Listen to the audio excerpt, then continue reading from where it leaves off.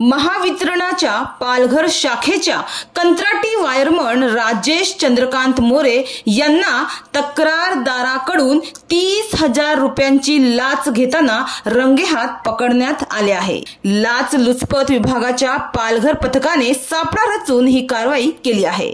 पालघर तालुक्यातील खारेकुरण या भागात एका कोलंबी प्रकल्पाला ट्रान्सफॉर्मरवरून वीज देण्याच्या प्रकरणात 30,000 रुपयांची लाच वायरमन राजेश चंद्रकांत मोरे यांनी तक्रारदाराकडून मागितली होती। राजेश मोरे हे महावितरण विभागामध्ये कंत्राटी पद्धतीने वायरमन म्हणून अनेक वर्षापासून काम करीत आहे। तर खारेकुरण येथे तक्रारदाराचा कोळंबी प्रकल्प आहे।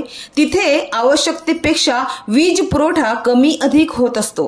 लगतच एक 100 kV क्षमतेचे ट्रान्सफॉर्मर गावासाठी नव्याने बसवण्यात आले आहे आणि याच ट्रान्सफॉर्मर मधून कोलंबी प्रकल्पाला वीज देण्याकामी वायरमन मोरे यांनी 30,000 रुपयांची लाचेची मागणी केली। हे पैसे न दिल्यास ट्रान्सफॉर्मरवरील कोलंबी प्रकल्पाचा भार कमी करून प्रकल्पाचा वीज पुरवठा कमी करेन अशी धमकी त्यांनी कोलंबी प्रकल्पाचे मालक यांना दिली होती।